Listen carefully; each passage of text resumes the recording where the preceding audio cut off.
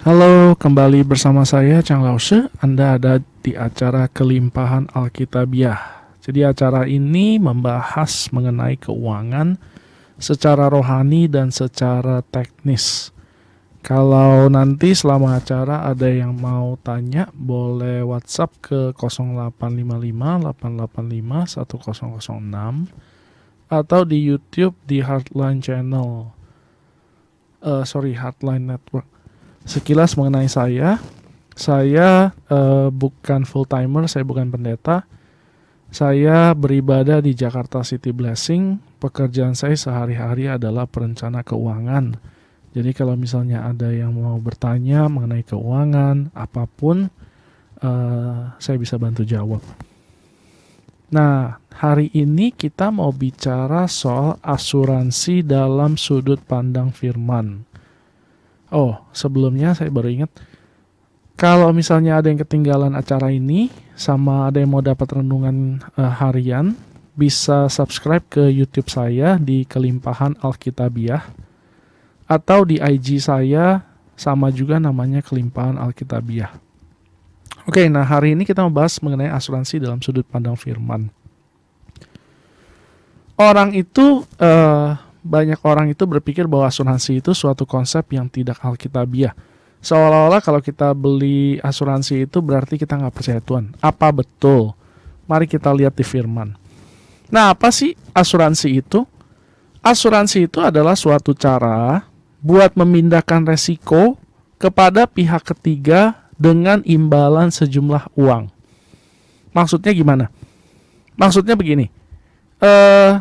Jadi ketika kita berpikir bahwa ini resiko bisa terjadi, kayak misalnya kita beli barang dari online shop, lalu barangnya ini tipenya yang bisa rusak nih.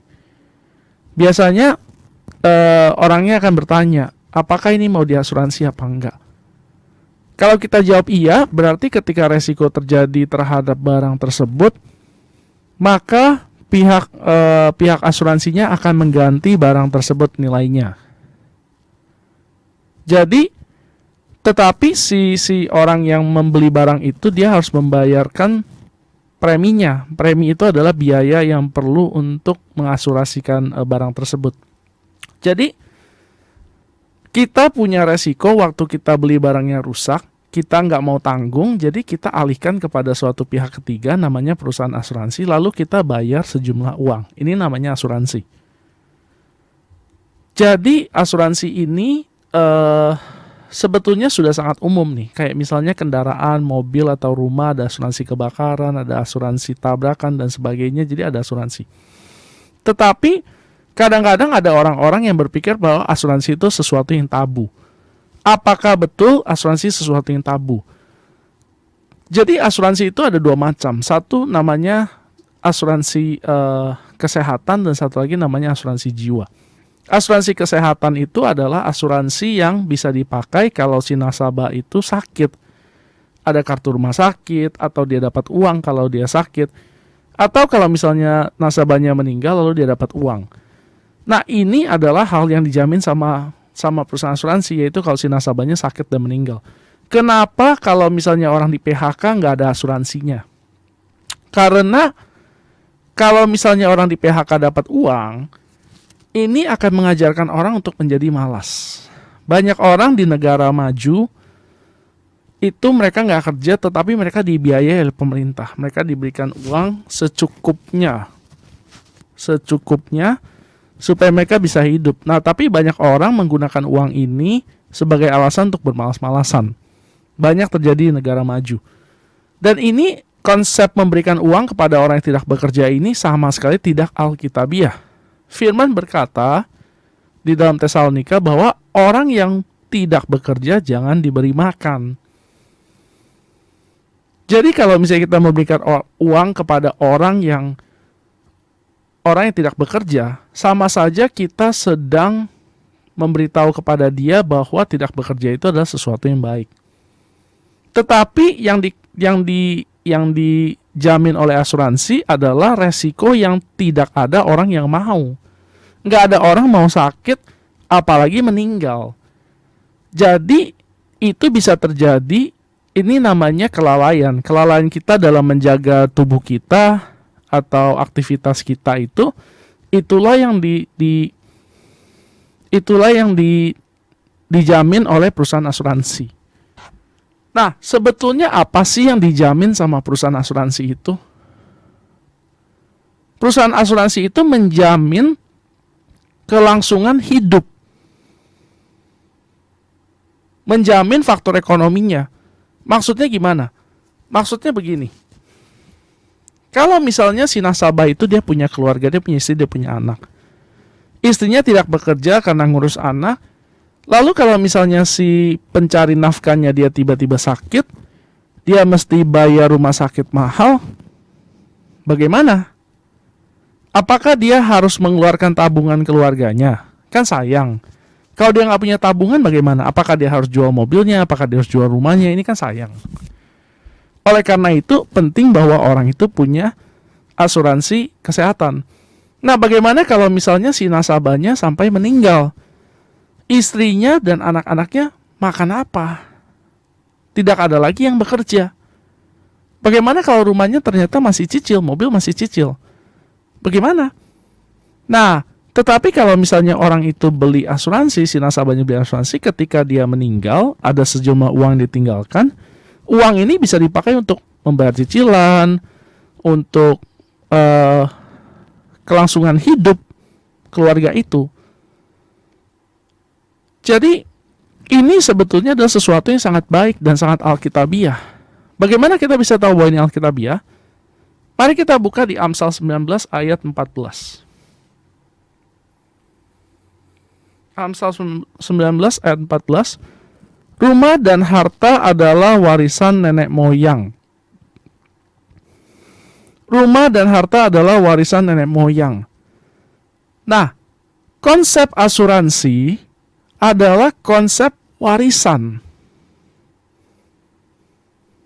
Jadi asuransi itu kita beli supaya kalau terjadi sesuatu sama kita, keluarga yang kita tinggalkan itu mereka keadaannya baik-baik saja secara finansial, secara ekonomi.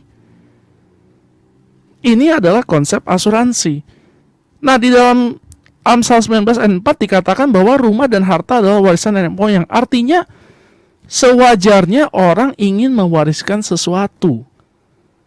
Nah, bagaimana kalau misalnya kita nggak punya uang buat beli rumah, kita nggak punya uang buat beli segala macam harta? Beli saja asuransi. Asuransi jauh lebih murah. Nanti saya akan jelaskan. Nah, jadi kita harus mengerti bahwa asuransi ini adalah konsep yang sesuai dengan firman. Tuhan mau supaya setiap orang itu memelihara keadaan keluarganya, bahkan setelah dia tiada. Lah, kok bisa begitu? Begini, kita harus mengerti bahwa Tuhan tidak ingin mencelakakan siapapun. Tuhan ingin semua orang terpelihara. Tetapi bisa aja terjadi resiko, namanya juga hidup. Kadang-kadang kita bisa terjadi resiko. Kalau misalnya terjadi resiko, apa yang akan terjadi dengan keluarganya? Ini sangat penting. Nah, banyak orang nggak pikirkan ini. Banyak orang pikirkan ketika dia masih dia hidup, dia baik-baik saja. Yang dipikirkan adalah segala macam yang berhubungan dengan hal-hal yang dia suka. Misalnya, dia hobi mainan, dia beli mainan kayak Iron Man gitu-gitu. Itu harganya lumayan mahal tuh, satu bisa 2-3 juta. Mungkin sekarang bisa lebih mahal, saya nggak tahu. Nah, dia hobi, dia punya banyak. Tetapi kalau sesuatu terjadi sama dia, itu semua nggak bisa jadi duit lagi. Sayang sekali. Atau ada orang hobi gadget. Setiap tahun beli handphone baru, mesti beli handphone baru. Keluar S20, beli S20. Keluar iPhone 11, beli iPhone 11. Terus menerus dia beli, atau dia ganti mobil, atau dia beli rumah lebih bagus lagi, dan sebagainya. Tetapi dia tidak pernah menyiapkan warisan. Ini bukan sesuatu yang baik. Tuhan itu mau kita bertanggung jawab atas keluarga kita. Mari kita lihat di 1 Timotius 5 ayat 8. 1 Timotius 5 ayat 8. Tetapi Jika ada seorang yang tidak memeliharakan sanak saudaranya, apalagi seisi rumahnya, orang itu murtad dan lebih buruk dari orang yang tidak beriman. Sekali lagi. Tetapi jika ada seorang yang tidak memeliharakan sanak saudaranya, apalagi seisi rumahnya, orang itu murtad dan lebih buruk dari orang yang tidak beriman. Kok bisa begitu? Begini, kalau orang nggak percaya, ini orang nggak percaya yang umum nih, yang umum. Dia punya istri, dia punya anak, dia pasti akan berusaha supaya istri dan anaknya ini bisa makan, bisa kebutuhannya semuanya terpenuhi. Ini yang normal. Nah, tetapi kalau misalnya orang Kristen tidak memikirkan itu, berarti ada yang salah. Dia lebih buruk daripada orang yang gak kenal Tuhan. Karena orang gak kenal Tuhan pun mengerti harus mengasihi istrinya, harus menjaga anaknya, harus memelihara mereka. Nah, dengan orang membeli asuransi, dia sedang menyiapkan masa depan buat keluarganya ketika misalnya terjadi resiko kehidupan. Nggak ada orang bisa menjamin bahwa dalam 10 tahun ini dia nggak akan sakit ataupun meninggal, karena kita nggak tahu apa akan terjadi.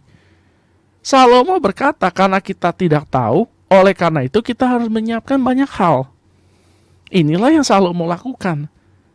Ketika Salomo itu menjadi raja, dia itu menerima semua warisan dari Daud bapaknya. Bahkan untuk membuat bait suci Allah itu, semua bahannya sudah terlebih dahulu disiapkan oleh Daud. Jadi, Daud itu adalah suatu raja yang sangat bijaksana, luar biasa. Dan dia mengajarkan kepada anaknya Salomo. Dan dia bukan cuma ajarkan, tapi dia lakukan apa yang dia bisa, yaitu dia menyiapkan segala sesuatu yang Salomo nanti akan butuhkan. Ini adalah asuransi. Ini adalah warisan. Warisan itu adalah konsep dari asuransi. Nah, jadi kalau misalnya dia memiliki pendapatan, apalagi kalau misalnya dia single income, tetapi dia memilih untuk dia tidak mau membeli asuransi, berarti orang ini tidak mau bertanggung jawab untuk keadaan keluarganya nanti.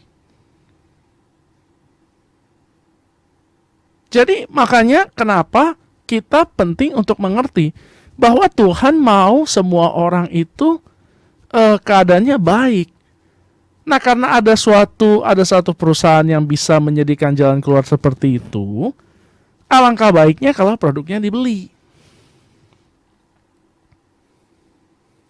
Dulu sejarah asuransi itu adalah ada satu grup nelayan, mereka itu suka pergi berlayar. Mereka berlayar, terus yang satu bilang gini sama teman-temannya. Dia bilang, kalau misalnya saya melaut terus nggak balik lagi, siapa yang akan mengurus keluarga saya? Terus dia bilang gini sama temennya, oke, mulai sekarang saya kasih kamu uang, kita saling kumpulkan uang. Kalau terjadi sesuatu, nanti uangnya akan diberikan kepada keluarga yang meninggal. Nah, ini adalah cerita bagaimana ada asuransi awalnya. Jadi kita harus mengerti bahwa konsep asuransi ini sangat alkitabiah. Kita bisa bilang, oh iya, Tuhan akan memelihara keluarga saya kalau sesuatu terjadi. Tuhan bukan gak pelihara, tetapi kita mesti membuat perencanaan. Perencanaan adalah tanggung jawab kita. Pemeliharaan Tuhan adalah tanggung jawab Tuhan. Tetapi perencanaan keuangan adalah tanggung jawab kita. Jangan membiarkan keluarga kita lontang-lantung kalau sesuatu terjadi. Nah, konsep kedua adalah mencegah masalah keuangan. Mari kita lihat di Amsal 27 ayat 12. Amsal 27 ayat 12. Kalau orang bijak melihat malapetaka, bersembunyilah ia. Tetapi orang yang tidak berpengalaman berjalan terus lalu mendapat celaka. Sekali lagi nih, mungkin ada membingungkan. Kalau orang bijak melihat malapetaka, bersembunyilah ia. Tetapi orang-orang tidak berpengalaman berjalan terus lalu kena celaka. Maksudnya apa sih? Kalau kita melihat bahwa di depan ada resiko, lalu kita tidak menyiapkan rencana untuk menanggulanginya, berarti kita bukan orang yang bijak. Sekali lagi, kalau kita melihat bahwa ada kemungkinan ada resiko, tetapi kita tidak mau mencari cara untuk menanggulanginya, berarti kita bukan orang yang bijak. Orang yang bijak itu selalu membuat perencanaan. Nah, karena orang nggak ada yang tahu apakah orang bisa sakit atau orang bisa meninggal, oleh karena itu orang perlu beli asuransi. Kalau misalnya orang nggak ngerti ini, maka dia bukan orang bijak. Bisa nggak orang sakit sampai bikin bangkrut keluarga? Bisa. Dan sudah banyak kejadian. Bisa nggak gara-gara satu orang meninggal, keluarganya jadi susah?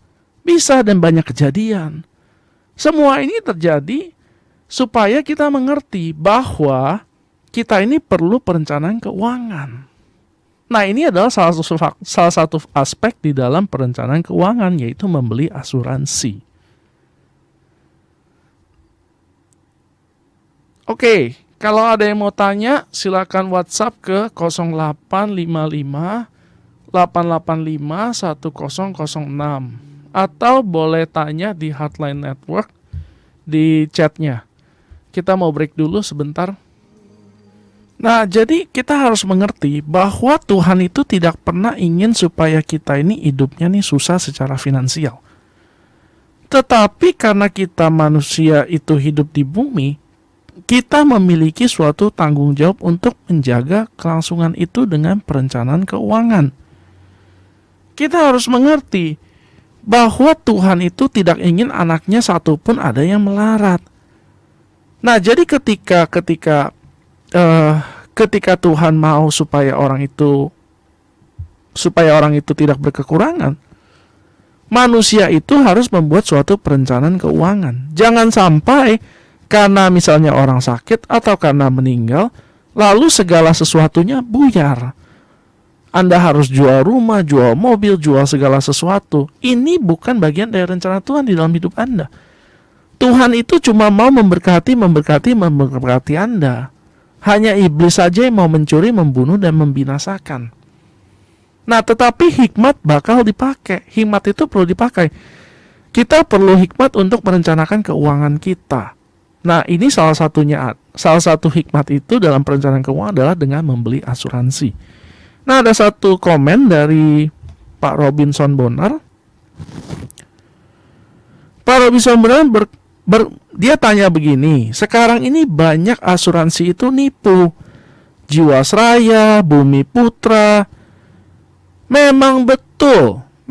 Saya nggak bilang bahwa tidak ada kasus di dalam Jiwasraya dan Bumi Putra. Om saya salah satu korban di dalam Bumi Putra, sampai sekarang dia punya klaim belum cair. Saya setuju. Bukan berarti kita tidak mempercayai perusahaan asuransi lagi. Begini, kita harus mengerti, dalam semua bisnis, ada orang yang bisnisnya benar, ada orang yang bisnisnya nggak benar. Dalam semua bisnis, ini bukan cuma asuransi. Mau orang cuma jual barang di kaki lima pun ada yang jujur dan ada yang nipu. Dan ini sebetulnya Jiwasraya dan Bumi Putra ini kan perusahaannya kan punyanya BUMN, punya pemerintah. Nantinya pun pemerintah akan bertanggung jawab. Nah, semua perusahaan asuransi itu, mereka itu ada yang namanya reasuransi. Reasuransi maksudnya mereka mengambil sebagian dari premi itu, lalu mereka beli lagi asuransi di perusahaan asuransi. Jadi mereka memperkecil resiko mereka. Ini nih namanya tanggung renteng. Artinya kalau ada resiko yang urunan banyak, orang-orang yang bertanggung jawab banyak. Jadi nggak usah khawatir. Ada satu kejadian, ada satu asuransi dari Amerika dulu namanya New York Life. Nah, New York Life ini bangkrut, tetapi dibeli oleh asuransi lokal namanya Sequis, dan nasabahnya tetap aman, jadi nggak ada masalah. Dan ada banyak asuransi yang yang baik juga, yang dari asing. Nah, tipsnya sebetulnya ini bagaimana caranya memilih perusahaan asuransi. Carilah perusahaan asuransi yang sudah terkenal, yang sudah lama, yang asetnya banyak, yang dia punya likuiditas tinggi, yang terkenal. Kita bisa melihat, kita bisa lihat kok ini zaman internet, kita tinggal Google asuransi mana yang tidak bayar klaim, mana asuransi yang selalu bayar klaim. Ini gampang sekali. Nah, oleh karena itu kita butuh hikmat untuk memilih asuransi mana yang bagus. Saya bukan bilang bahwa semua asuransi bagus atau semua asuransi jelek, saya nggak berani ngomong begitu. Tetapi asuransi banyak yang baik. Buktinya banyak orang ketolong sama asuransi. Saya sendiri salah satunya. Tahun 2015 saya masuk rumah sakit, uangnya mahal 60 juta. Saya bayarnya pakai asuransi. Asuransi yang tanggung, jadi saya nggak usah bayar apa-apa. Puji Tuhan. Kalau saya disuruh bayar sendiri 60 juta waktu itu ya berat juga. Jadi kita harus mengerti, ini masalahnya bukan di ini masalahnya bukan di asuransinya, nggak bisa percaya, tetapi perusahaan asuransinya kita harus selektif. Sama kayak kita belanja di toko atau di toko online atau di mana saja, sama. Ada orang yang baik, ada orang yang nipu. Ada oknum di sini, ada oknum di sana, tetapi ya kita harus pilih-pilih mana yang terbaik buat kita. Nah, ada cara untuk menghitung seberapa warisan yang kita perlu berikan kepada orang yang kita tinggalkan. Jadi, pertama-tama kita harus mengerti dulu bahwa asuransi itu adalah konsep warisan. Jadi kita harus mengerti nih, oh, kalau sesuatu terjadi sama saya, seharusnya keluarga saya terima berapa duit. Ini perhitungan yang terbaik. Income kita sekarang itu kalau misalnya anggaplah kita punya income sekarang 20 juta sebulan. Berarti kita perlu yang optimal adalah minimal kita punya pertanggungan adalah di atas 5 miliar. Kenapa? Begini, dengan 5 miliar itu ketika kita masukkan ke dalam bank, deposito, bunga sekarang kurang lebih sekitar 0,4%, itu kita akan mendapatkan uang 20 juta. Jadi dengan ada 5 miliar deposito di bank, minimal 5 miliar, itu keluarga akan seolah-olah tidak ada perubahan keuangan. Jadi sekeluarga itu tidak perlu mengurangi biaya hidupnya, tidak perlu dari biasanya makan ayam sekarang mau nggak mau cuma makan nasi putih doang. Ini adalah yang terbaik. Tapi kalau misalnya ini preminya terlalu tinggi, ada lagi cara lain kita hitung. Nah, kita hitung adalah berapa lama sampai anak itu bisa mandiri. Anak kita itu bisa mandiri sampai dia selesai kuliah itu butuh berapa lama. Nah, itu dikalikan dengan income kita. Jadi misalnya anak kita misalnya butuh waktu sekitar 8 tahun lagi supaya dia bisa lulus kuliah dan dia bekerja. Nah, 8 tahun itu sama dengan 96 bulan. 96 bulan kalau misalnya 1 bulan itu saya menghasilkan 20 juta, berarti saya harus menyiapkan kurang lebih sekitar 2 miliar. Jadi dengan 2 miliar ini diharapkan setiap bulan habis 20 juta, 20 juta, 20 juta, 20 juta. Begitu akhir tahun ke-8 dia sudah siap untuk bekerja untuk menggantikan semua pendapatan yang seharusnya hilang itu. Nah, kita harus mengerti nih, sebetulnya orang itu kalau misalnya pencari nafkahnya sudah nggak ada, uang berapapun tidak akan cukup. Karena ada yang namanya inflasi, dan pendapatan itu nggak akan bertambah. Biaya hidup itu sebetulnya setiap tahun naik. Saya nggak masukin ke dalam sini. Tetapi itu seharusnya setiap tahun naik. Oleh karena itu, kalau misalnya kita masih kerja, kita masih ada, kita kerja, setiap tahun umumnya gaji kita naik. Jadi oleh karena itu sebetulnya nilai pertanggungan seorang nasabah itu sebetulnya nggak cukup-cukup. Jadi apa yang harus kita lakukan? Ya begitu si nasabahnya punya uang lebih bagus, dia beli lagi. dia beli lagi, terus dia tambahin. Sehingga ketika sesuatu terjadi, keluarganya itu akan aman untuk waktu yang lama. Nah, bagaimana kalau misalnya dia punya uang hanya sedikit nih, preminya cuma sedikit. Nah, kalau misalnya itu terjadi, paling enggak dia perlu biaya hidupnya dia kali 5 tahun. Jadi kalau misalnya 1 bulan dia bisa 20 juta, kali 12 itu 240 juta, kali 5 tahun itu 1,2 M. Kalau misalnya sesuatu terjadi sama dia, paling enggak 1,2 M-nya itu bisa dibuat oleh keluarganya untuk bersiap-siap. Bersiap-siap apa? Maksudnya bersiap-siap dalam 5 tahun itu mereka bisa membuat persiapan. Apakah mereka harus berusaha, bikin usaha, atau mereka cari kerja, atau bagaimana. Nah, ini semua diperlukan. Ketika misalnya si nasabah itu, si pencari nafkah itu tidak lagi menghasilkan uang karena dia meninggal, sebetulnya mau uang berapapun yang dia kasih ke keluarganya nggak akan cukup. Nah, ini kita penting buat mengerti nih. Kan ada yang namanya inflasi lah, ada yang namanya faktor X lah, banyak biaya pengeluaran tidak terduga. Jadi peran si pencari nafkah ini sebetulnya tidak akan pernah bisa terganti.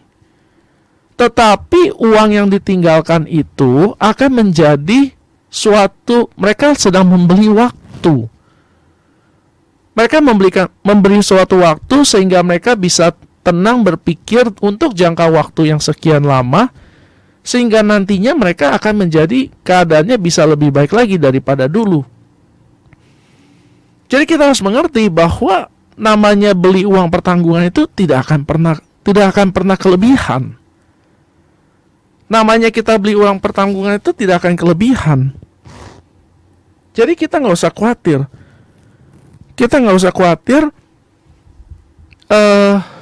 Kalau kita beli asuransi kebanyakan. Justru kita harus khawatir kalau kita beli asuransi terlalu kecil. Nah, seringkali orang memperlakukan asuransi itu kayak apa ya? Kayak sesuatu yang mereka beli lalu mereka taruh aja, mereka nggak pernah lihat lagi. Ini adalah sesuatu yang salah. Saya selalu berkata kepada orang-orang, asuransi itu ibarat ban serep. Ban serep itu adalah sesuatu yang diperlukan ketika terjadi ban bocor. Nah, banyak orang mereka punya polis, mereka tidak pernah lihat. Mereka biarkan saja. Padahal seiring berjalannya waktu, polisnya menjadi kecil nilainya dan tidak relevan lagi. Nah, banyak orang perlakukan ban serep kayak begitu. Mereka sudah ada di mobil. Apakah ban serep kita cukup baik keadaannya? Kita nggak pernah cek.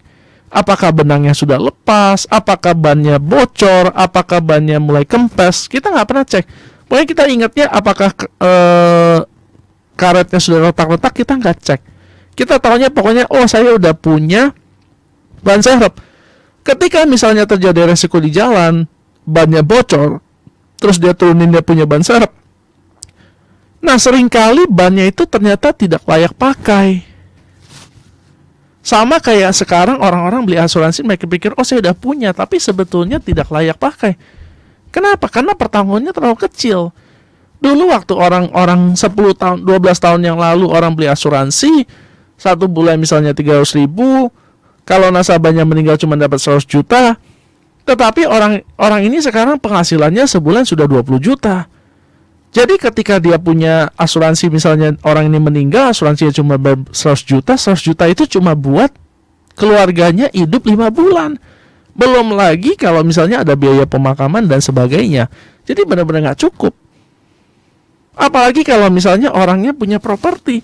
Nah, properti itu kalau si nasabahnya meninggal dan itu akan balik nama kepada nama istrinya atau kepada anaknya, itu akan membuat pajak 5% jika ada surat wasiat.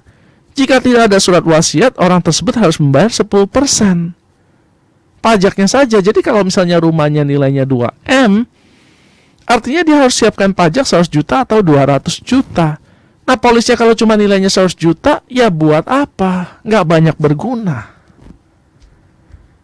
Nah, oleh karena itu, kita penting buat selalu mereview polis beberapa tahun sekali. Apakah perlindungan saya sudah optimal? Apakah kalau sesuatu terjadi kepada saya, keluarga saya akan baik-baik saja? Nah, ini semua kita harus perhitungkan. Jadi, nah kita perlu mengerti bahwa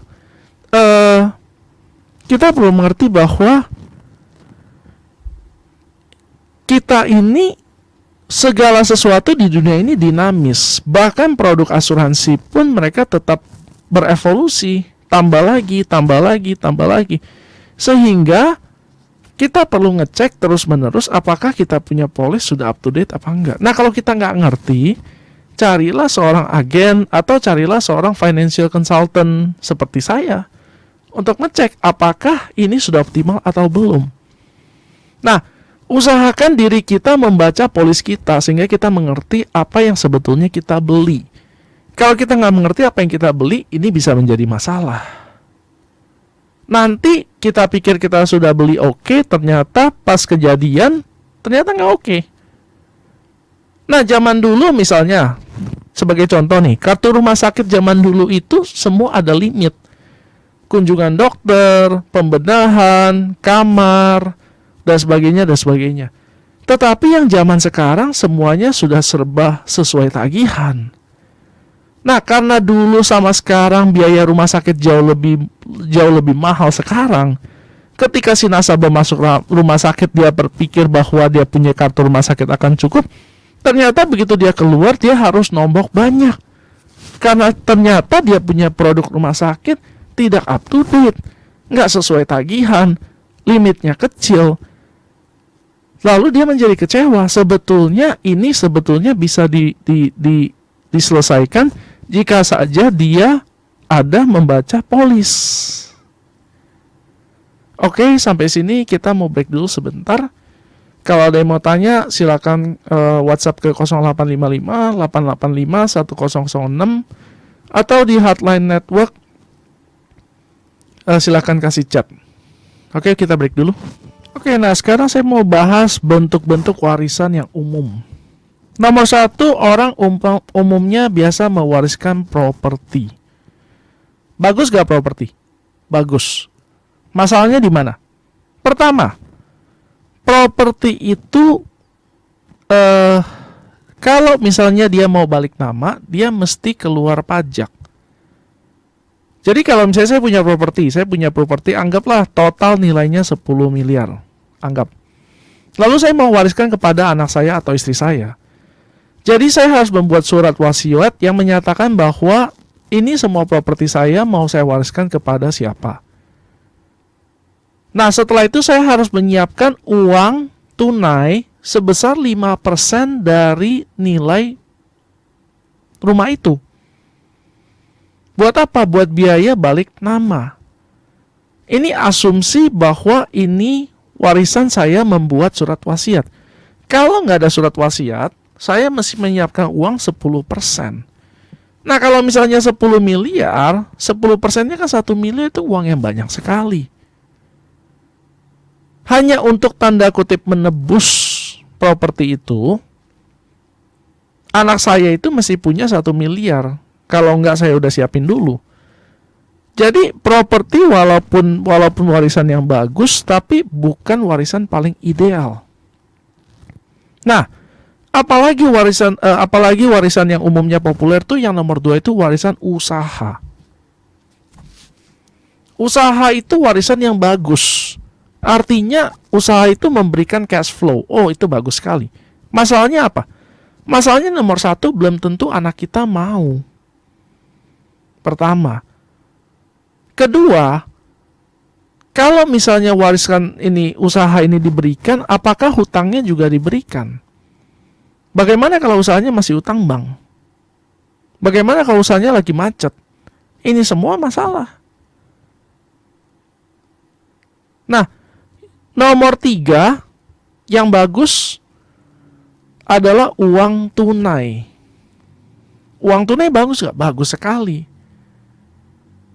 Masalahnya apa? Inflasi.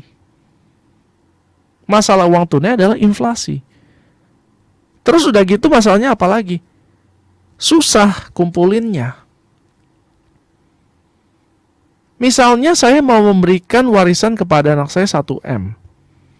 Setiap bulan saya tabung 5 juta. 5 juta kali 60, 5 juta kali 12 itu 60 juta. Jadi saya harus siapkan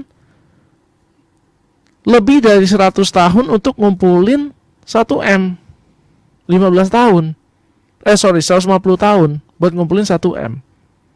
Kelamaan. Properti sama. Kita mau beli properti nih, kita mau kasih properti 5M. Setiap bulan kita mesti cicil 50 juta selama 20 tahun. Baru kebeli properti 5M. Nah setelah itu kalau kita mau ganti nama, bayar lagi. Usaha juga sama. Kita mau kasih usaha, dia nggak mau repot. Jadi apa dong kalau gitu? Emas bagus nggak? Emas bagus. Nggak kena inflasi. Cuman masalahnya apa? Tempat penyimpanan. Kalau kita simpan di brankas dalam rumah, kita takut. Kalau kebakaran bagaimana? Kalau dicuri orang bagaimana? Atau kita taruh di SDB. Taruh SDB oke nggak? Oke. Masalahnya apa? Dalam SDB itu kalau kita mau sewa, kita paling nggak perlu punya deposito cukup gede dulu, kita baru boleh sewa. Jadi kalau gitu apa dong warisan terbaik? Beli asuransi. Kalau misalnya kita umur 35 tahun, hanya dengan premi 2 juta saja, kita bisa mendapat warisan hampir 6 miliar. Setiap bulan kita nyetor 2 juta rupiah premi, itu kita bisa mendapatkan warisan hampir 6 miliar. Tidak ada pajak, tidak ada ribet. Begitu nasabahnya meninggal, lalu diurus, uang akan segera ditransfer kepada orang yang menjadi ahli waris. Selesai. Dengan uang itu dia bisa taruh di deposito, sebulan dia bisa dapat sekitar 18 juta, dia bisa hidup. Bukan 18 juta, anggaplah 22 jutaan. Dia udah bisa hidup. Selesai. Praktis. Nggak repot. Nah ini adalah cara untuk menyederhanakan masalah keuangan kita. Orang kalau nggak ngerti, dia bakal pikir, oh asuransi itu cuma mau ngambil duit saya doang. Enggak. Asuransi justru sangat penting. Sangat berguna buat orang. Oleh karena itu, orang perlu beli. Nah, sekarang saya mau sharing, saya punya kesaksian pribadi. Tahun 2007, saya beli asuransi. Modelnya itu kalau misalnya nasabahnya sakit, dia keluar duit pokoknya 1 malam 400 ribu. 2007. 2011 saya beli lagi asuransi, tapi asuransinya ini kartu rumah sakit. Jadi kalau saya masuk rumah sakit, saya kasih kartu. Nah, bagusnya ini kartunya ini dia sesuai tagihan. Jadi dokternya apa segala macam semuanya sesuai tagihan. Tetapi dia ada limit tahunan dan ada limit seumur hidup. Masalahnya cuma satu doang. Dia punya limit kamar, saya mesti sesuaikan. Nah, akhirnya saya dapatnya kelas 3. Singkat cerita 2015 saya masuk rumah sakit. Jadi waktu itu badan saya merasa nggak enak, saya berasa kayak makan nggak enak, pokoknya nggak nyaman lah. Terus saya capek banget, kayaknya gampang kecapean. Terus saya pikir saya punya asuransi, ya udahlah saya pergi aja ke rumah sakit lah. Setelah dicek ternyata saya sakit kuning dan saya harus opnam. Ya udah akhirnya saya opnam sekitar 2 minggu. Setelah 2 minggu saya keluar, saya nggak bayar, saya cukup kasih kartu asuransi saya, plus ada duit yang waktu itu dari asuransi yang dia bayar per malam itu. Jadi malahan saya dapat surplus uang. Kenapa bisa begitu? Karena saya punya asuransi. Nah, seandainya waktu itu saya nggak punya asuransi, setelah saya keluar rumah sakit pun saya tetap kontrol terus selama 1 bulan. Saya kontrol terus selama 1 bulan. Nah, selama 1 bulan itu semuanya juga dibayar asuransi. Jadi total harusnya biayanya keluar 60 juta, tapi saya malah dapat kelebihan uang karena saya beli asuransi. Nah, kita harus ngerti, asuransi itu sebetulnya sangat berguna. Jadi jangan musuhi asuransi. Justru kita harus menyiapkan uang premi. Nah, banyak orang mereka bilang, oh saya nggak punya asuransi, saya nggak punya uangnya, belum cukup, atau saya terlalu muda atau apapun. Tetapi sebetulnya kalau misalnya kita bisa menghemat sedikit dari kita punya gaya hidup, setiap hari misalnya kita jajan, anggap kita jajan satu hari 30.000, beli kopi lah atau makan snack lah atau apalah yang sedang kekinian, kita hemat setiap hari aja, kita sudah bisa dapat 1 juta. 1 juta itu kalau kita belikan premi, bisa dapatnya lumayan. Jadi sebetulnya ini cuma masalah orang mau apa enggak, karena ini sebetulnya sangat berguna. Kalau kita baca berita waktu COVID ini, justru pemerintah menganjurkan supaya orang memiliki asuransi pribadi, sehingga biaya pengobatan mereka jangan semuanya ditanggungkan kepada pemerintah. Pemerintah kita tidak terlalu kaya. Jadi ketika kita beli asuransi, sebetulnya kita juga sedang membantu pemerintah. Saya rasa cukup sampai di sini aja. Kalau ada yang mau tanya mengenai keuangan, mengenai permasalahan keuangan, segala sesuatu tentang keuangan, atau mau minta didoain, atau mau tanya-tanya soal asuransi, boleh kontak saya di 0819 3218 4218. Kalau ada yang mau tergerak untuk memberi untuk siaran ini, juga boleh kontak ke nomor itu. Itu aja dari saya, semoga diberkati.